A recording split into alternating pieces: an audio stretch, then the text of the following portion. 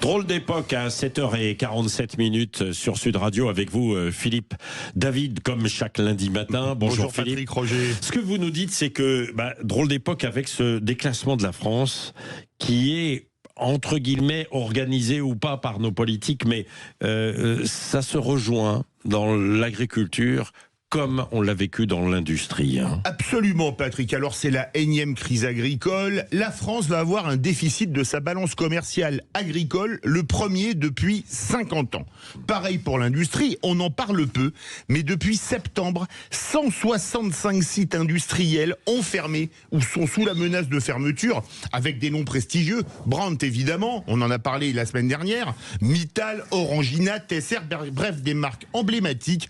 Dans les deux cas de figure, ce qu'il y a de fou, c'est que tout a été fait pour mettre des bâtons dans les roues, tant à nos agriculteurs qu'à nos industriels. Ah bon, et comment, de quelle manière, Philippe? Alors on va commencer par l'agriculture. Oui. Agriculteurs, surnormés par rapport à l'Europe. Il y a les normes européennes, mais nous en France, comme pour une marque de lessive, on veut laver plus blanc que blanc, et donc nous ne sommes plus compétitifs. Exemple emblématique, la noisette, l'acétamipride. Néonicotinoïde était interdite en France, elle a été réintroduite par la loi Duplon, mais qui l'a finalement interdite? Le Conseil constitutionnel, au nom de la chose la plus stupide qui ait existé, le principe de précaution. Parce que je vous rappelle que si on était resté au principe de précaution sous l'homme des cavernes, on n'aurait même pas inventé le feu, parce que ça peut créer des incendies. Oui, c'est vrai. Alors, maintenant, qu'est-ce qui se passe? Mais sur le papier, c'est plutôt bien, sauf qu'on importe. Sauf qu'on importe des noisettes, des cerises ou des betteraves gavées d'acétamipride et c'est ça le pire, d'autres produits interdits en France, voire même en Europe. Et donc, nos agriculteurs sont sacrifiés face à la concurrence mondiale. Des agriculteurs pas toujours soutenus par notre classe politique. Je me souviens de Sandrine Rousseau disait qu'elle n'en avait rien à péter des marges des agriculteurs. Oui, absolument. Et dans l'industrie, alors, qu'est-ce qui s'était passé? Alors, même combat avec Brandt dont on parle cette semaine, mais beaucoup de silence quand d'autres usines ont délocalisé. Alors, il y a un exemple emblématique de la politique publique aberrante, c'est l'automobile. La France ne produit plus de petits véhicules, excepté des Toyota Yaris à Onnaing, en banlieue de Valenciennes. Tout est parti dans les pays de l'Est ou en Chine. Mais qu'a fait la France? Elle a mis des malus, notamment au poids. Et les malus au poids, ça pénalise les derniers véhicules qu'on fabriquait encore en France, puisqu'on fabrique des véhicules à plus forte valeur ajoutée. Je peux citer quelques types. 3008, 5008, DS7, Espace, c'est des véhicules plus lourds. Donc on taxe les produits fabriqués en France. Sans oublier, alors là c'est la politique nationale, la politique anti-bagnole, et on s'étonne qu'après, dans les villes, les gens n'achètent plus de voitures.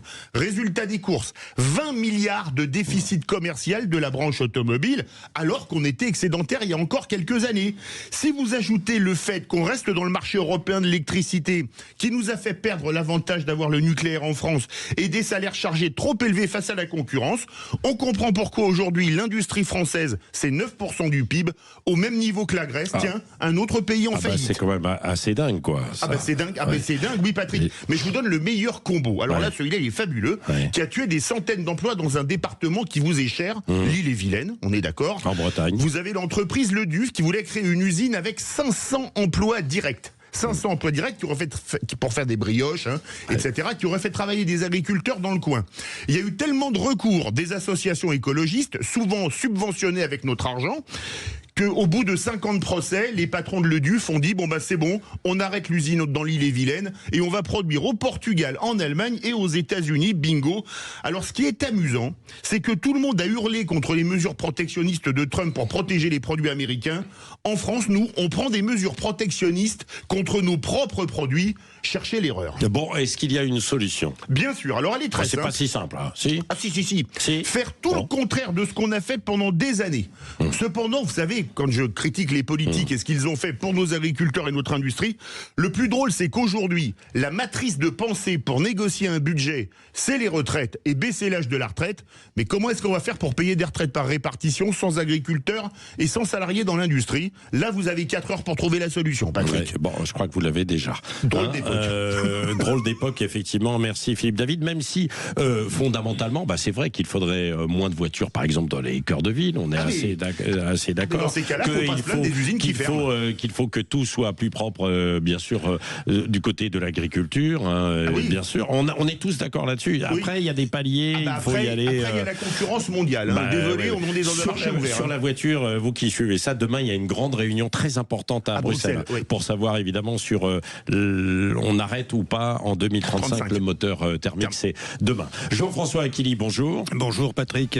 Bon, votre invité politique tout à l'heure. Dans ce contexte compliqué, David Amiel, le ministre délégué en charge de la fonction publique et de la réforme de l'État, il est en croisade contre, écoutez bien, les tarifs abusifs pratiqués par les centrales d'achat public. Vous savez, c'est les commandes que passent les communes, les mairies et autres services publics pour acheter des fauteuils, des imprimantes, j'en sais rien moi, des cafetières, des milliards d'euros à économiser. Des milliards. Ça se chiffre en milliards. Bon, il dit qu'il veut traquer effectivement les situations qui sont absurdes.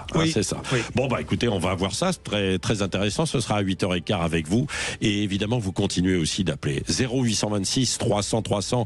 Est-ce que vous estimez que l'État doit répondre au plus vite aux agriculteurs, qu'il faut reporter, voire annuler la signature sur le Mercosur qui est prévue cette semaine? 0826 300 300. Et puis, j'aimerais vous entendre pour témoigner aussi tout à l'heure à 8h30. Il est 7h53.